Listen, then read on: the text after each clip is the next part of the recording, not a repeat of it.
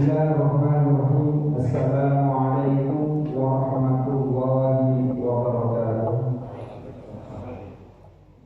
Innal hamdalillah nahmaduhu wa nasta'inuhu wa nastaghfiruhu min shururi anfusina wa min sayyiati a'malina. Man yahdihillahu fala mudilla lahu wa man yudlil fala hadiya lahu.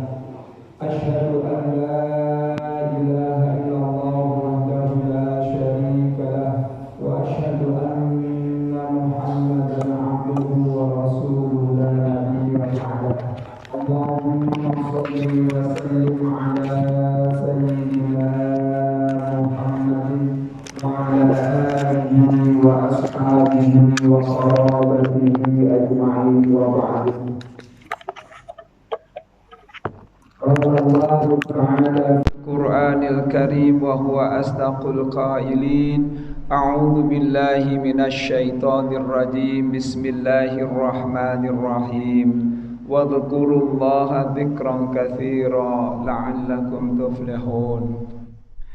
Sadaqallahul azim wa sadaqa rasuluhun nabiyul habibul karim wa nahnu ala dzalika minasy syahidin wasyakirin walhamdulillahi rabbil alamin. Bapak-bapak, ibu-ibu, saudara-saudari sekalian yang dirahmati Allah Subhanahu wa taala. Alhamdulillah, pada pagi hari ini, subuh ini, kita masih diberikan oleh Allah Subhanahu wa taala napas, nyawa, sehingga sampai sekarang kita masih bisa membawa jasad kita, bisa berjalan-jalan kemana-mana. Apalagi wabil khusus kita ini, alhamdulillah, pada pagi hari ini kita masih bisa membawa badan kita ke Masjid Jabal Ar-Rahmah. Amin ya rabbal alamin. Tentunya ini semua adalah berkat nikmat Allah Subhanahu wa taala, anugerahnya Allah Subhanahu wa taala.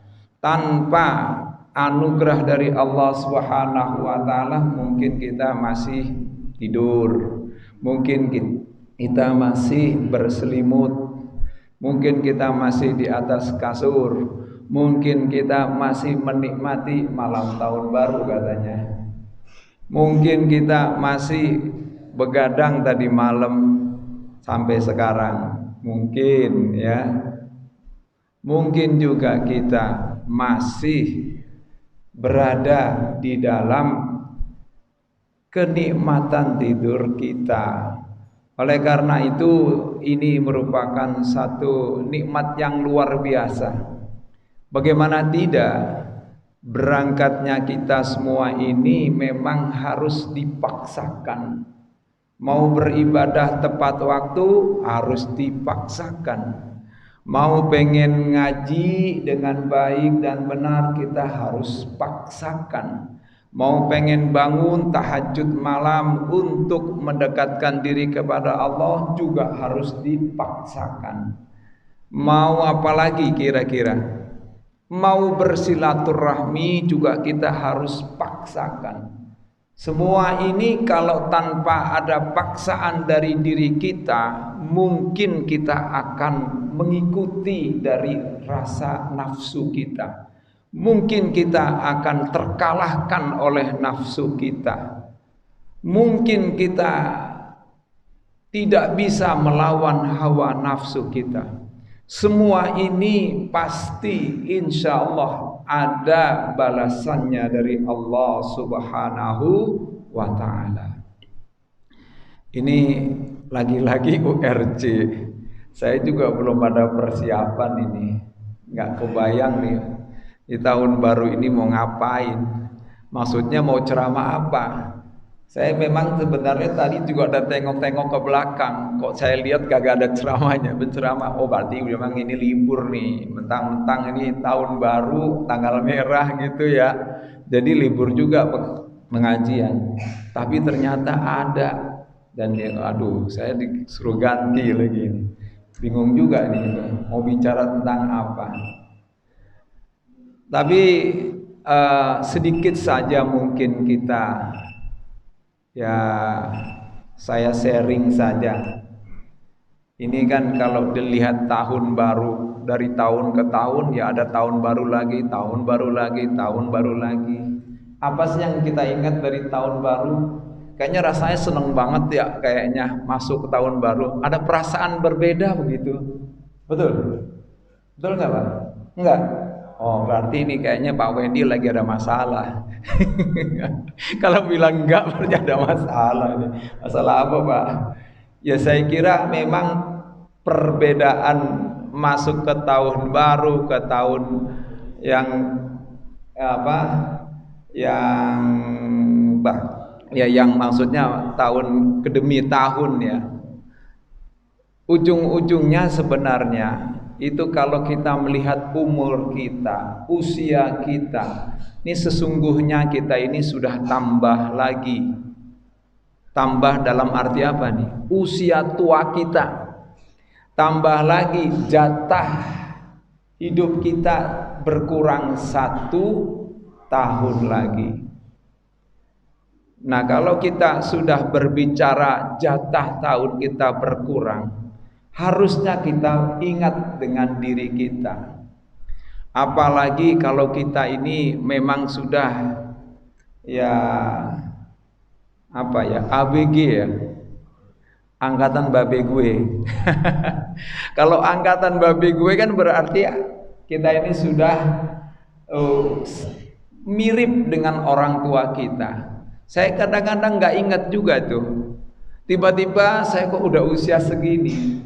Padahal dulu waktu usia segini ayah saya itu juga masih ya muda lah, ibaratnya sekitar umur 30-an lah. Berarti ya sedikit lagi kita ini ya ibaratnya dekat dengan, ya bukan sedikit lagi, mungkin kita ini kan dibayang-bayangi dengan kematian, dibayang-bayangi dengan maut. Karena bagaimanapun juga, mau tidak mau kita ini wajib akan mati, atau camat calon mati. Semua ini bapak-bapak camat calon mati, bukan camat yang memimpin kecamatan, bukan, tapi calon mati. Maka untuk menjadi seorang yang pintar, menjadi orang yang pandai, maka dikatakan di dalam Al-Qur'an juga ya, waqad kana fi ghaflatin hada. Sungguh orang-orang itu pada saat ini di dunia dalam keadaan lalai. Kita ini sebenarnya hakikatnya menurut ahli tasawuf, menurut ahli tarekat, kita ini sebenarnya dalam keadaan ya, ada yang mengatakan masih bodoh. Ada yang mengatakan kita ini masih tidur. Kenapa dibilang masih bodoh? Karena kadang-kadang kita ini baru pinter setelah kemudian berada ketika dalam keadaan mati. Kita itu sudah pintar setelah sudah telat. Ya mudah-mudahan kita tidak seperti itu. Mudah-mudahan kita itu pintar pada saat sekarang dan kita tidak lalai pada saat sekarang. Ya, disebutkan di dalam Al-Qur'an di surat Al-Hakumut Takasur. Al-Hakumut Takatsur hatta zurtumul maqabir. Ya, telah melalaikan kamu. Al-Hakumut Takatsur. Ya, bermegah-megahan, ya, berbangga-bangga telah melalaikan kamu. Al-Hakumut Takatsur hatta zurtumul maqabir, sehingga sampai kamu masuk dalam kubur. Kalla saufa ta'lamun, jangan begitu, sekali-kali kalian nanti kelak akan mengetahui, menjadi pinter. Mengetahui, ta'lamun itu ilmu, menjadi tahu. Kalla saufa ta'lamun, thumma kalla saufa ta'lamun. Kemudian jangan begitu, kelak kamu akan menjadi pintar, istilahnya begitu. Tsumma kalla saufa ta'lamun. Kalla lau ta'lamuna ilmal yakin. Kelak kamu menjadi pintar dengan yakin sekali. Ilmu itu maksudnya juga pintar. Kelak kamu menjadi orang yang pengetahui banget tentang ilmu ini dan yakin bahwa ternyata duit itu nanti nggak penting. Oh, ternyata harta itu kayaknya yang kita cari-cari kurang penting. Oh, ternyata harta kendaraan apapun yang kita cari itu ternyata nggak penting. Kalau sudah kita masuk dalam kubur. Kadang kita ini masih dilalaikan dengan kehidupan dunia. Sudah pinter, kalau sudah telat, sudah ada di alam kubur baru pinter. Oh, ternyata nongkrong di majelis taklim ini penting. Oh, ternyata berjamaah ke masjid itu sangat diperlukan.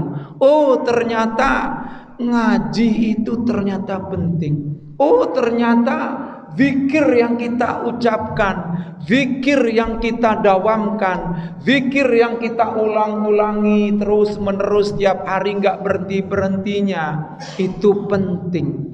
Oh, ternyata sedekah yang kita lakukan itu penting banget. Baru kita akan tahu, baru kita akan menjadi pinter setelah kita mati. Kalau kita dalam kehidupan seperti ini, kita dalam keadaan bodoh, dalam keadaan lalai. Nah, tiba-tiba ketika sudah meninggal, mati, baru kaget. Loh, saya sudah dalam keadaan seperti ini. Sudah nggak bisa lagi pakai harta yang sudah kita cari. Sudah tidak bisa lagi kita menggunakan kendaraan yang kita pakai. Oh, sudah tidak bisa lagi jalan kemana-mana. Oh, sudah tidak bisa lagi menikmati masa-masa kehidupan di dunia. Ini betul kalau gitu kata hadis. Al-kaisu man dana nafsahu. Ya, al-kaisu, orang yang pinter adalah orang yang bisa memanage hawa nafsunya itu. Wal amila ma ba'dal maut, dan juga orang yang beramal, berkegiatan, melakukan kegiatan pekerjaan untuk setelah nanti bekal kematian. Oh, begitu Pak. Ini disebutkan dalam hadis. Nah, oleh karena itu kata Rasulullah sallallahu alaihi wasallam, maka carilah bekal sebanyak-banyaknya untuk kematian kita. Karena sesungguhnya kematian itu kita berada di alam barzakh, begitu lamanya bagi kita ini, begitu abadinya, sampai ya kita menunggu orang yang terakhir meninggal nanti pada akhir kiamat. Baru kita dibangkitkan oleh Allah Subhanahu wa ta'ala. Allah berfirman, wa min waraihim barzakhun ila yaumi yub'atsun, dan di hadapan mereka ada alam barzakh yang mereka di sana itu menunggu lama sampai kepada hari dibangkitkan yaumul ba'ats.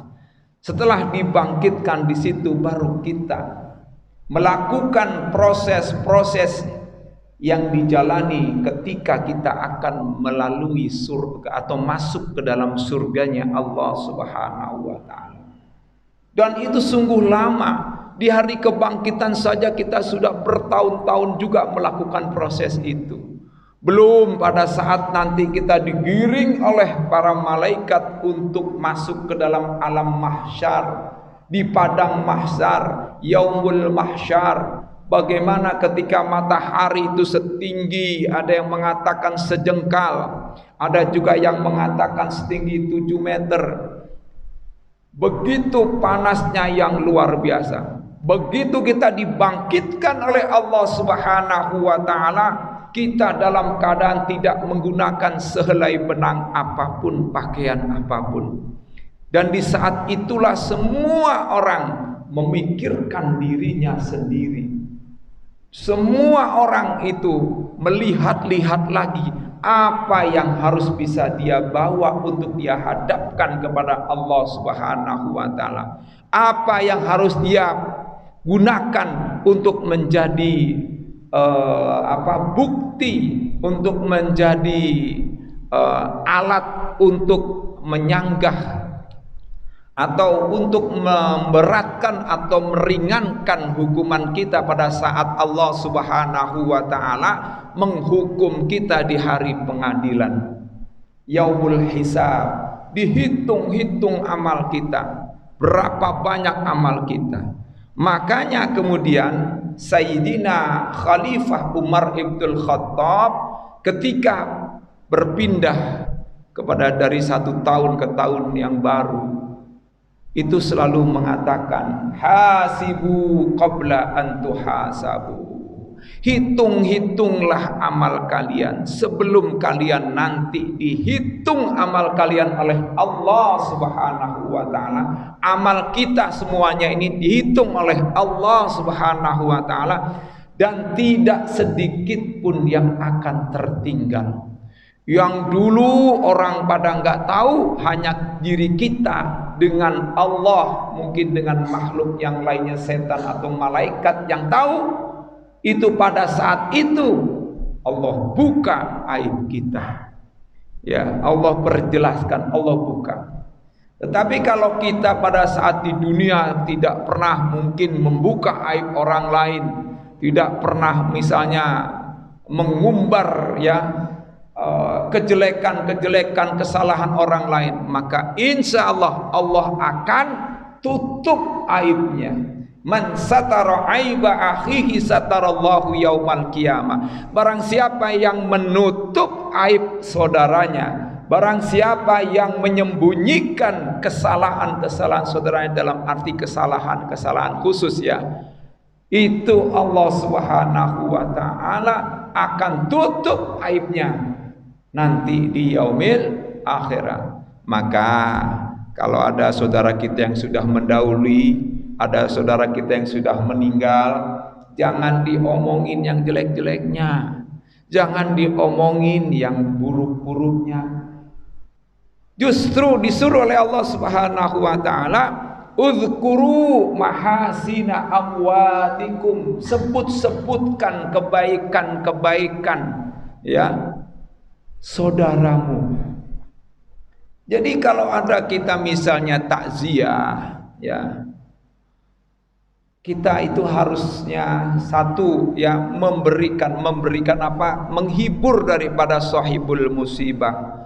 Baik itu menghibur dengan kata-kata yang baik, baik itu kita menghibur bahwa jasa-jasa nih almarhum dahulu waktu masih hidup itu banyak. Misalnya 1 ini, 2 ini, 3 ini, 4 ini, 5 ini, disebutkan yang baik-baiknya. Baik itu juga mendoakannya, didoain, bukan diomongin. Nah, kalau ada saudara kita yang tiba-tiba ngomongin, langsung tegur, Pak, jangan, Bu, jangan. Ya, karena apa? Ya, membuka aib yang sudah wafat itu sungguh menyakitkan bagi almarhum. Almarhum juga merasakan, dia akan sakit diomongin dengan omongan yang jelek. Kecuali kalau memang itu udah wafatnya memang sudah ditentukan oleh Allah, yang boleh disebutkan ya, seperti Abu Lahab, seperti Fir'aun, kita memang boleh itu. Tapi kalau saudara kita ya seikhwan, maksudnya saudara seagama, saudara semuslim, jangan disebutkan. Kalau Fir'aun emang jelas-jelas dia sudah kafir, dia sudah musyrik. Wajar kalau kita bicarakan agar supaya orang-orang atau orang di belakang hari kita ini jangan mengikuti perbuatan Fir'aun. Abu Lahab memang kita bicarakan karena Allah juga sebutkan dalam Al-Quran surat Al-Lahab, dijadikan nama di situ ya, surat Al-Lahab. Nah, itu kan panggilan daripada paman Rasulullah, Abu Lahab itu. ya bapak yang memiliki bergejolak api. Artinya apa? Karena memang disebutkan oleh Allah, boleh kita sebutkan, boleh kita ceritakan. Untuk apa? Untuk pelajaran bagi saudara-saudara kita atau orang-orang setelahnya. Itu penting. Tetapi kalau saudara kita seagama, ya, kalau kita tahu misalnya ada aib, ya, kalau dia orang saudara kita seagama yang sudah wafat nih, kemudian dia punya aib, ya kita harus tutupi. Kecuali kalau itu masalah hakul adami, ada di hak-hak anak Adam yang terkait dengan almarhum atau almarhumah. Jangan, ya harus dibicarakan, jangan disembunyikan. Ya, jangan disembunyikan, harus dikasih tahu. Oh, almarhum dulu pernah punya utang. Ini utangnya harus dibayar oleh ahlinya atau keluarga warisnya. Nah, ini juga semua. Oh, dulu pernah dia punya salah, ini mungkin dimaafkan oleh kita. Otomatis kalau ada saudara kita yang mendahului kita, ada saudara kita yang sudah wafat, maka kita otomatis memaafkan kesalahan-kesalahan. Walaupun kita pernah tahu, oh dulu waktu hidupnya dia begini, begitu, langsung kita maafkan, langsung kita ampuni. Allah saja Maha Pengampun, Allah saja Maha Pemaaf. Kok kita sebagai hamba Allah, kok kita sebagai manusia tidak mau memberi maaf? Itu kan kebangetan namanya. Ya, sama juga. Jadi kita harus juga tetap, kalau ada, kan misalnya kita mempersaksikan nih, ya, misalnya nashhadu anna hadzal mayyita khair min ahlil khair aja, baca khair, saksikan khair, ya baik, itu harus, ya. Jangan kemudian lagi nashhadu anna hadzal mayyita khair, la khair, astagfirullahaladzim, jangan begitu. Tapi tetap ya khair. Kenapa? Orang kalau sudah meninggal itu sudah khair. Sudah khair itu. Orang sudah meninggal itu sudah khair. Kenapa? Kan di dalam doa kita selalu itu apa? Allahumma aslih lana dunyana allati fiha ma'ashuna. Ya Allah, perbaikilah, islahkanlah kehidupan saya di dunia. Aslihna fi dunya fi dinina. Ya Allahumma aslih lana dunyana allati fiha ma'ashuna, yang kami hidup di dunia. Wa aslih lana akhiratana allati ilaiha ma'aduna, dan perbaikilah ya hidup kami menjadi baik di akhirat kelak nanti. Wa aslih lana fi akhiratana. Wa aslih lana Allahumma aslih lana fi dunyana allati fiha ma'ashuna wa aslih lana akhiratana allati ilaiha ma'aduna waj'alil hayata ziyadatan lana fi kulli khair. Jadikanlah kehidupan kami ini bertambah-tambah berkebaikannya. Ziyadatan lana fi khair waj'alil mauta rahatan lana min kulli syarrin. Dan jadikanlah kematian kami ini roha, istirahat dari segala keburukan, kejahatan di dunia ini. Artinya apa? Kebalikannya, bahwa jadikanlah dengan berhentinya atau dengan matinya kita sudah tidak melakukan lagi perbuatan jahat. Artinya apa? Dia sudah khair. Coba kalau dikasih panjang lagi umurnya, mungkin dia bisa tambah panjang perbuatan jahatnya, tambah lama perbuatan buruknya. Nah, oleh karena itu doa itu seperti itu, rahatan lana fi min kulli syarrin. Ya. Dan di awal itu saya sebutkan, ya, doa itu sering saya ucapkan, ziyadatan lana fi kulli khair. Ya Allah, tambahilah umurku, tambahilah hidupku, agar kami tetap dalam tambahnya kebaikan akhlak, kebaikan amal, kebaikan hidup. Kalau buruk, ya baru rahatan lana. Tapi kalau buruk, ya Allah, istirahatkanlah kami dengan istirahat dari segala macam keburukan. Rahatan lana min kulli syarrin. Ini artinya apa? maka kita sebagai orang yang masih hidup bersaksi. Memang kita harus saksikan bahwa almarhum itu min ahlil khair. Nah, kalau kita lihat misalnya, walaupun di dalam kehidupan itu, ya tandanya dia sudah masuk ke dalam kebaikan. Di saat itulah dia sudah menjadi orang yang cerdas, orang yang pinter, tapi sudah telat. Tadi disebutkan dalam surat At-Takasur, jangan menjadi orang pintar tapi sudah telat, udah mati. Tapi jadilah orang yang pintar pada saat ada di dunia, baru pintar, tahu gitu loh apa yang harus dilakukan, apa yang harus dikerjakan, apalagi itu berkaitan dengan sedekah. Ya, baik sedekah itu berkaitan dengan masalah sedekah harta maupun dengan sedekah yang lainnya, berupa fisik, berupa pikiran, berupa apa saja. Ini yang kita kadang-kadang lupakan. Nah, oleh karena itulah kita jangan terlalu banyak berangan-angan juga, ya, berangan-angan dalam kehidupan dunia. Udah mulai dibuka nih, Emang kalau ceramah monoton memang begini, semakin lama. Padahal saya sudah semangat banget nih. Wah, bagaimana ya semangat banget. Kematian itu memang harus kita jalani. Tapi itu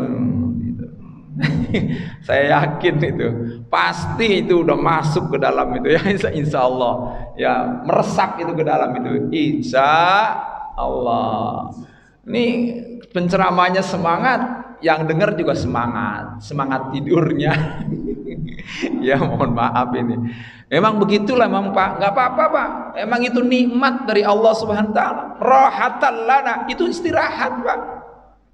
Tempat yang paling enak, paling nyaman untuk kita tidur pertama saat Jumatan. Wow, enak banget tuh. Begitu khotib naik, alhamdulillah, langsung. Nggak tahu tuh kenapa ya, mata itu berat banget. Padahal udah duduk di depan nih, saya tahan betul-betul itu. Saya harus mendengar apa? Masih juga ngantuk. Masih juga. Bener itu. Wah, apalagi kalau sudah khotibnya menjelaskan. Ya, hadirin para sidang Jumat yang dimuliakan Allah. Marilah kita tingkatkan kadar keimanan dan ketakwaan kita. Ya.